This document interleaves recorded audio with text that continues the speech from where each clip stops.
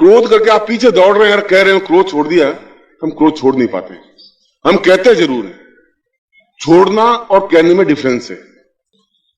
और जब तक हम छोड़ेंगे नहीं, तो जब तक अंदर भरा हुआ क्रोध और अहंकार है, तो फिर उस जगह आप धर्म को कहां धारण करेंगे? फिर ज्ञान को कहां धारण करेंगे? फिर किस जगह पर आप चेतना को धारण करेंगे? जब तक आप मानसिक रूप से परिवर्तन नहीं होंगे, तब तक आपके जीवन में अध्यात्म का विस्तार नहीं हो पाएगा। और जब तक अध्यात्म नहीं है, तब तक जीवन में आनंद की उपलब्धि भी नहीं है। और यह अध्यात्म आपको धर्म की ज्ञान तो देने की जरूरत नहीं है। आपको धर्म देने की कोई जरूरत थी भी नहीं। क्यों जरूरत नहीं थी? कि आप जहां पैदा हुए, धर्म अपने आप आपके साथ में शुरू हो गया। आप हिंदू के घर में पैदा हुए, आपका हिंदू धर्म शुरू हो गया। उसमें कुछ पूछने की जरूरत हुई नहीं। आपको कोई सर्टिफिकेट मिलने की जरूरत नहीं थी। आप जो ही मुसलमान के घर में पैदा हुए, मुस्लिम धर्म आपका हो गया। आप ईसाई के घर में पैदा हुए, ईसा मसीह का धर्म हो गया। आपने धर्म को लिया नहीं है, धर्म आपके ऊपर थोप दिया गया है। पर अध्यात्म थोप नहीं सकता। अध्यात्म को तो प्राप्त करना पड़ेगा। आप ये समझेंगे कि ये वेद, ये पुराण, ये शास्त्र, ये देवता, ये ईश्वर, ये शिव, ये क्या है, इनको आप जानते भी नहीं है। यदि भगवान राम को आपने देखा है कि राम के हाथ में धनुष बाण है और ऐसे राम जी हैं, ये आपके माइंड में बिल्कुल स्पष्ट है। और यदि आज यहां से आप बाहर जाए, सचमुच के भगवान राम आ जाएं, एक धोती कुर्ता पहने हुए, हाथ में शॉल लगा हुए, तो आप पास में निकल जाएंगे, आप पहचानेंगे ये राम है? आप नहीं पहचानेंगे, क्योंकि आपने कभी राम को देखा नहीं है। आपने पहचाना चित्रों के माध्यम से। और जो चित्र जिसने बनाए हैं, वो भी आपके मेरे जैसा ही आदमी था। उसने भी राम को देखा तो था नहीं। उसने भी कल्पना से कि रामायण में तुलसीदास ने लिखा है कि राम हाथ में धनुष बाण लिए हुए थे, ऐसे थे, वीर थे, बहादुर थे, ऐसा चेहरा था, वैसा उसने चित्र बना दिया। पर उस कल्पना के द्वारा चित्र बनाया हुआ और वास्तविक चित्र में बहुत बड़ा अंतर होता है। मैं आपका चित्र, आप कहेंगे मेरा चित्र बनाओ, तो किशन लाल का चित्र बनाओ, 2 आंख, 2 कान, टोपी पहनी हुई है, ऐसे पाव है। पर उसका फोटो, उस मैंने जो चित्र बनाया उसमें अंतर होगा। इसे उस चित्रकार ने भी जो चित्र बनाया वो बिल्कुल वही राम है, उसमें और थोड़ा अंतर हो सकता है। उसको कौन समझाएगा? धर्म तो समझा नहीं सकता। धर्म ने कहा ये राम है, मैं भी कह रहा हूं ये राम। मगर वास्तविक राम अगर धोती पहने हुए हैं या कुर्ता पहने हुए हैं, कभी भूल से धोती कुर्ता पहन भी दिया, तो क्या हम पहचान सकते हैं? नहीं पहचान सकते। तो कैसे पहचानेंगे?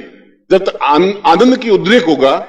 और आनंद का उद्रेक तब हो सकता है कि आनंद की उपलब्धि कब हो सकती है? जब तुम्हारे पास गुरु होगा।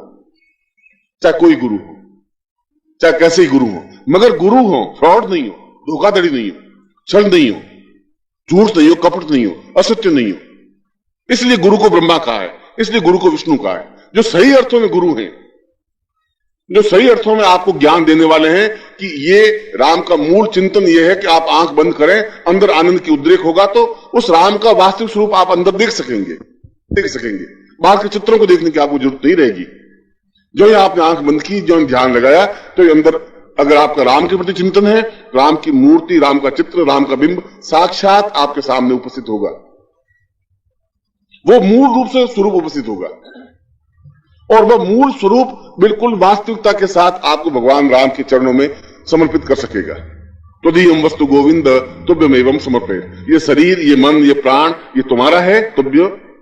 त्वदीयं वस्तु गोविंद, तुमने मुझे दिया है, और तुभ्यमेवं समर्पयेत्, मैं वापस आपको ही समर्पित करता हूं। ये समर्पण की जो क्रिया आएगी वो बाहर से नहीं आ सकती। बाहर से ढोंग हो सकता है।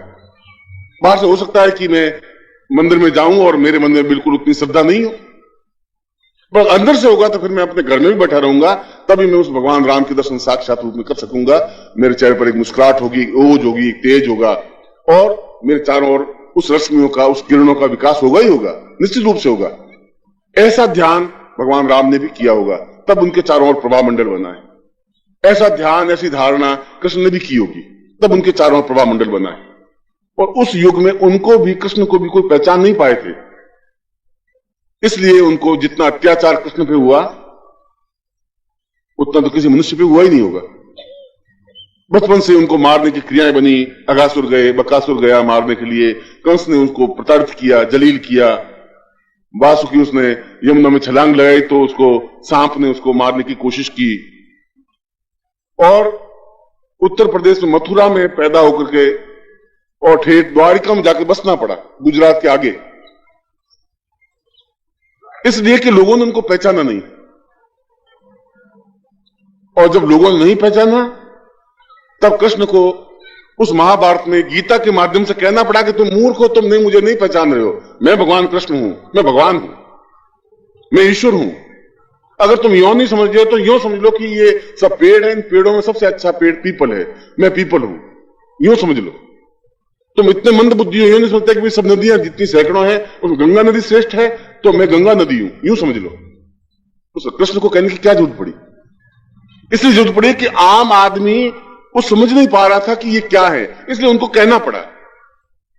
और ये कहना इसलिए पड़ा कि उनके पास कोई गुरु नहीं था जो समझाते कि ये जो सामान्य आदमी है महाभारत में खड़ा है, ये ईश्वर का अंश है, ईश्वर का अवतार है।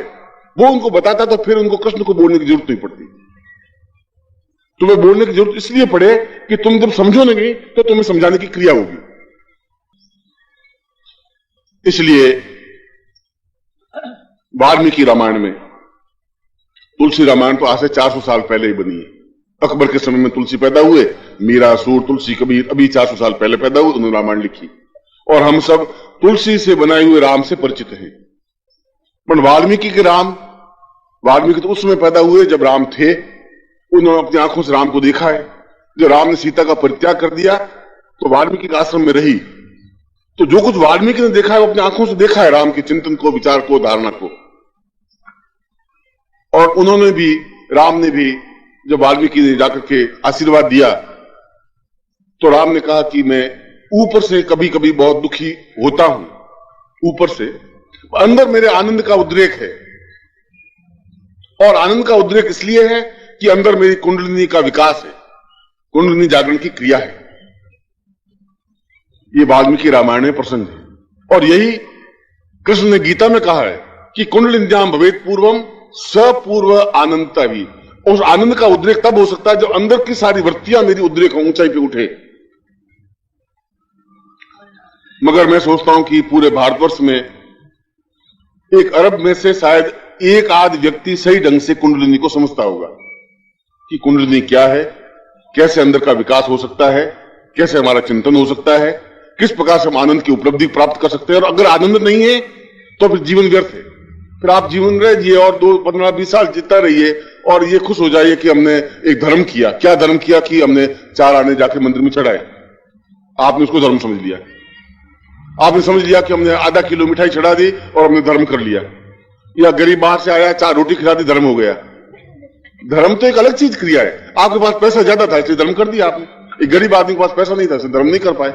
बट इसका मतलब ये नहीं कि वो बिल्कुल आपसे गया बीता है। उसके पास जो पूंजी है वो आनंद की पूंजी है, जो श्रेष्ठ पूंजी है, जो पूर्णता की पूंजी है, जो गुरुत्व की पूंजी है। उस गुरु के माध्यम से उस भगवान को पहचानने की क्रिया है। उसने भगवान को बाहर नहीं देखा है, उस अंदर उसका विकास किया है, प्राणों के अंदर। और जो विकास किया है तो जो ध्यान अवस्था में जाता है तो ऐसी अजीब सुख और आनंद की अनुभूतियां होने लगती हैं। एक पूर्ण पुरुषोत्तम बनने की क्रिया पूरी होती है और वह व्यक्ति अपने आप में एक नर से पूर्णता तक पहुंचने की एक स्थिति बनती है।